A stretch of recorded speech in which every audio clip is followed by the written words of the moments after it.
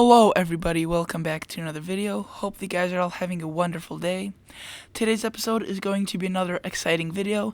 It is going to be about me. It's going to be basically discussing when to expect your first snowfall this year, 2018. Now there are several factors that will go into this video, which I will talk about in just a minute.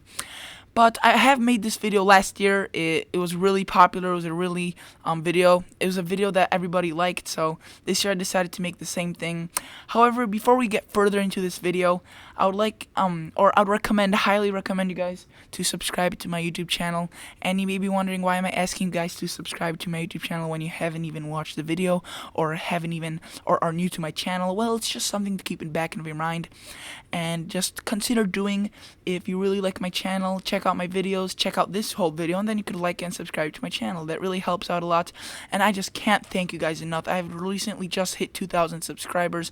I've been getting over 30 subscribers each day. This is absolutely insane. I will be doing an appreciation video soon. I am definitely going to do it, so if you want a shout out, leave a comment in the box below, and I'll be doing a shout out video on sometime coming up soon, so thank you for that. Now let's finally move on to the video. So these are the factors that we will be discussing, and the first one is the average first snowfall map, which is a map that gives you an idea of when the average first snowfall occurs, in which state, and which area, and what time. So that is always something that's good, because we actually have a basis to build on to. The second thing is the Enso outlook, and that basically determines how the temperature will affect the snow, because obviously the colder it is, the more chances likely for snow, and the more high chances for snow, the more chances will come earlier. And then that third factor we'll be talking about is Noaa's seasonal outlook. Even though Noaa, again, I typically sometimes do agree, sometimes I don't. I just like to include it because it does give us a pretty good general idea on what they think is going to happen. And the last thing I'll be including into this forecast is my fall temperature outlook. And you may be wondering, well, why do the Enso outlook, which basically gives us the same thing as this? Well, I just want to show you that I'm not taking my fall temperature outlook out of nowhere, and I actually have some background to it, which is going to be the Enso outlook in this case. So let's move on. And first, we got to look at this map, which is the average first measurable snowfall for North America. And first, we realize that there's a lot of the area that is in November and December, and obviously the further south we go, the later the average first snowfall goes. And you can see that in the mountainous areas, which is in the mountains in Montana. I don't remember what that mountain range is exactly called, that part. I know this whole thing is called the Rockies, but the Colorado Rockies, the Cascades are all in pink, which is marked by September. The first average snowfall in those pink colors is September. You could see also some hints of pink in the New England area in the Northeast. Also, we notice that everything in October starts to split out into the plains, spills out into the upper plains, and even into some lower elevations in terms of mountains, but there's still higher elevations compared to sea level. And then November is a huge chunk, along with December and January and February. So that gives us a basis on when to expect an average first measurable snowfall. But again, each year is different. That's why it's called an average in the first place. Now we're going to talk about the Enso neutral, which is basically El Nino Southern Oscillation, and I'll show you what the impacts of this is in the first place in just a bit. But I just want to show you that an El Nino is favored, and almost 70% chance during during Northern Hemisphere winter 2018-2019. And you can see Enso neutral is favored through July and September, but an El Nino favored thereafter. So around the time where the snow should be coming in, the average first snowfall for many locations, it will be an El Nino. However, first off, we have a couple of factors, because obviously Noaa's fairly confident that we will be seeing an El Nino, but there has been a lot of conflicting things that we might be even seeing a neutral, not even El Nino. But I'll just go with the fact that we may be seeing an El Nino. However, even if we do still see an El Nino, there are still not all El Ninos are the same. There are still different variations of El Ninos.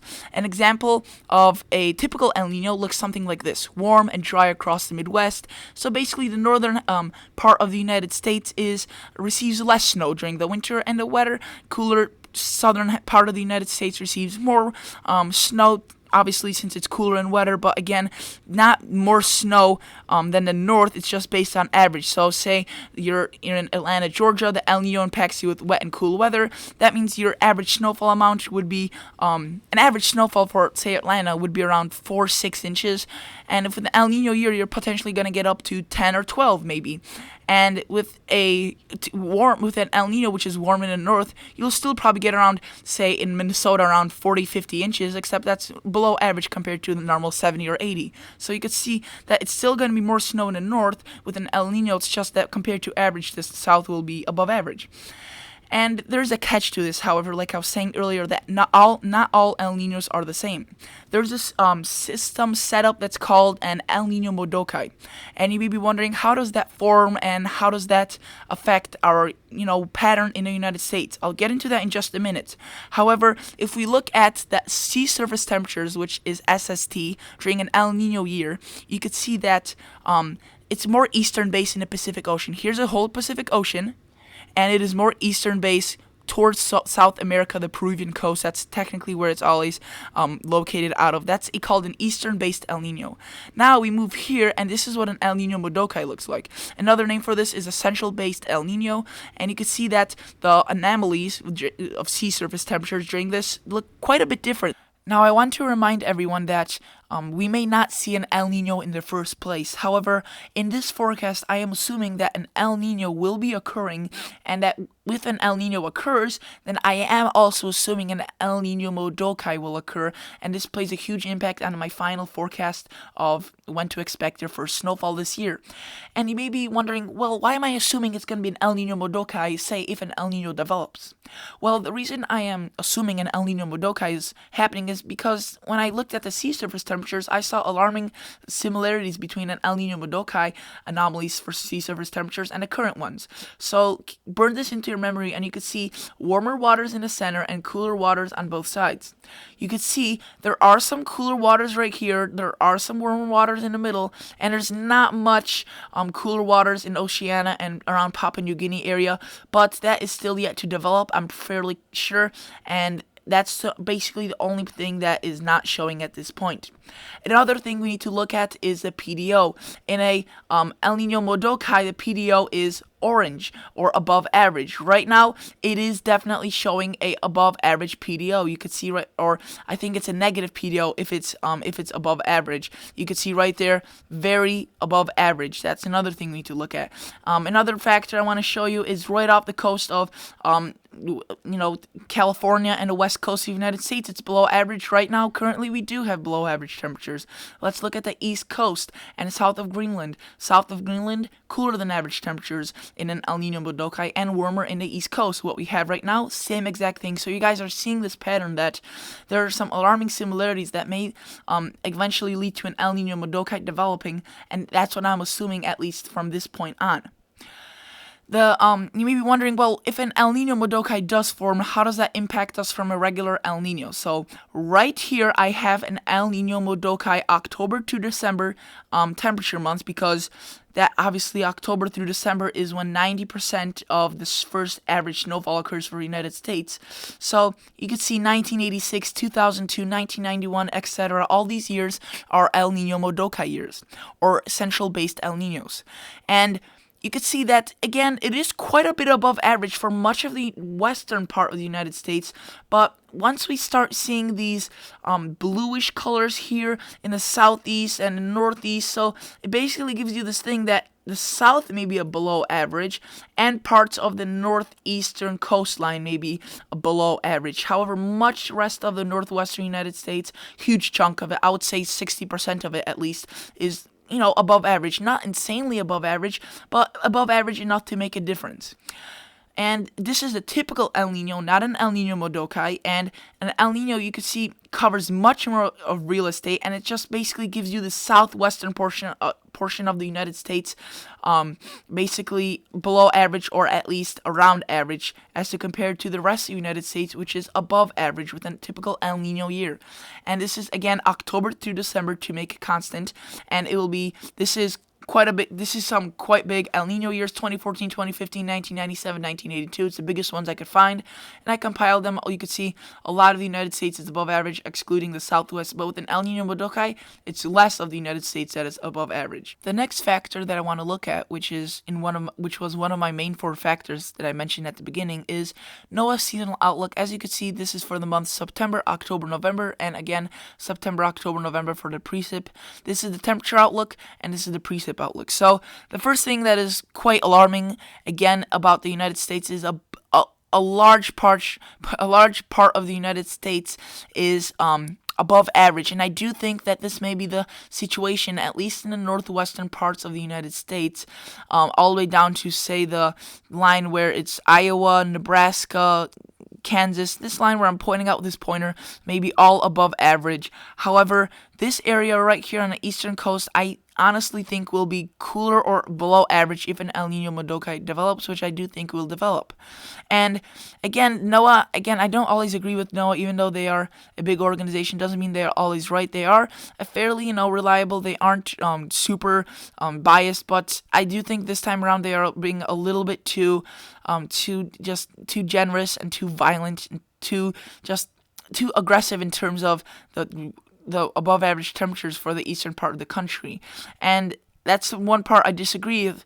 But again, if you look, the equal chances, or the coolest in this case, or the closest to being below average, is the southeast or Florida. So again, I do think that's where we kind of agree that the southeast may have the coolest temperatures of the fall, which would increase their chances of seeing their average for snowfall down to maybe mid-November or late November instead of December or late December. So if you look at the precip amount, northwest below average, I fairly agree with that. Maybe it's not as much as they're showing right now, and they're also showing that an above average for a lot of the southwest. I fairly agree with that. I don't really have nothing to say about that much. I feel like if the temperatures are a bigger deal in this case. So the fourth factor that we will be talking about is my coldest, or who will see the coldest fall temperature prediction. And you could see, like I was showing earlier, that around this line that goes, say, from southwestern Texas all the way into northwestern Wisconsin, I think anywhere southeast of there and east of there should be a cooler than average fall. And if it's not going to be cooler than average, it is going to have the best chances of seeing a cooler than average fall. I think the best chances are right along the southeast, and the further northeast you go, it may get a little bit warmer, and the further out into the northwest, it may get a little bit warmer. I think the warmest fall, or the best chances for seeing a warm fall, are the northwest states, including California, Nevada, and parts of Arizona.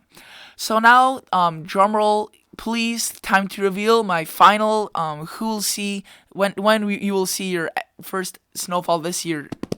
And this is what I think will be occurring. You can see it's not the best map, but again, I needed to include all the mountains, all the mountainous areas, so it did not turn out too well, but I think it's still, it still serves its purpose as a forecast. So, as you see, I have all the mountainous areas just on average around September. I think they're going to be cold enough and high enough in the altitudes that they will still see their snow on average, especially out in the west. Here, I added some snow in northern Maine and Minnesota due to the fact that there may be some cooler air creeping in from essentially the south. That may sound weird, but again, that's where the most below average temperature core will be situated. And I think that some snow may be breaking out already in northern Minnesota and northern Maine. And again, this is inferring or assuming that an El Nino Modokai will develop, but we don't even know if an El Nino will develop at this point. So that is, even though it's 70%, again, we can't take that for granted, and we can't take that as 100% sure.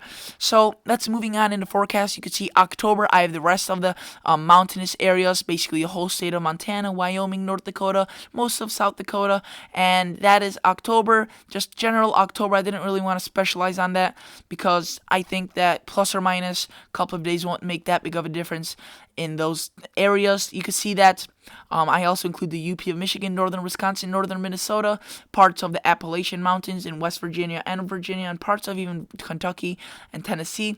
Also, I include a lot of the upstate New York, the Adirondacks, as in October, I think they may be seeing a little bit above average or above average date in terms of seeing their first average snowfall, so it may come a little bit early this year.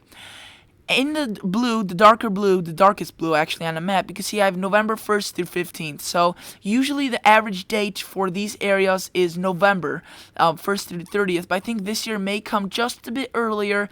And here in this location in the Northwest, I made November 1st through 15th, just on par, even a little bit behind schedule. So again, this may look like a lot like the forecast that is just on average, but there are some differences. They are subtle, but they are there.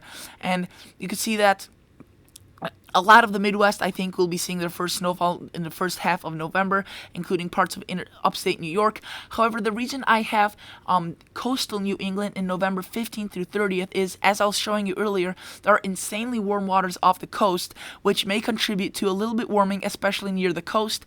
And then that may mean even if a big storm does ride up the coast, the inner parts of the upstate New York and upstate parts of New England will get the snow. However, coastal areas will not, or at least that's what I think will happen. I mean, the temperatures right outside New England are ridiculously warm. Also, I do think that the South, even though most of these locations see their snowfall that I have highlighted in 15th to 30th in December, I have it in 15th through 30th because I think it will be cooler than average for the South, and that's why I extended it further down here. So even parts of northern Arkansas, Texas, the Texas Panhandle, Oklahoma Panhandle may be seeing snow November 15th through 30th. I did slow it down a bit behind schedule because if you were to look at this area, these areas right here, the Sierra Nevada, all these areas, these Rocky Mountains, Nevada, all these areas typically see their first snowfall in the first half of November. This year I have them in the second half of November due to the fact that the Northwest will be warmer and drier. So I also have, as I showed, that a lot of the Southeast in the second half of November instead of December, and then a lot of the locations where there may be January to February on average the first snowfall. I kind of fastened up I quickened up their pace of seeing their first snowfall up to December. I do think that the Southeast this year may see a couple of other snowstorms that are going to be large, and again, not the whole Southeast is going to see snow this year, but large chunks of it I think will see snow, and we may even see some earlier snowstorms like we did last year. I think there was Winter Storm Benji, dropped 6 or 7 inches in Atlanta, so that was definitely a fun thing, and I think a couple of those storms may happen again this year. So again, I do have also Alaska in the dark blue due to the above average conditions in terms of precip, and that obviously means in the higher elevations would produce snow. That is it for today's video, guys. Hopefully you guys enjoyed. Hopefully you learned something new. Again, please consider subscribing to my channel. Please consider liking the video. That always helps out a lot. And again, I thank you guys so much for the amount of support I've been getting. So again, if you want to shout out, and I'll leave a comment in the comment section below, and I'll really consider my options, and I will try including the most people I can. So thank you, especially those people that have been supporting me from the beginning, and I'll see you all guys on the next episode.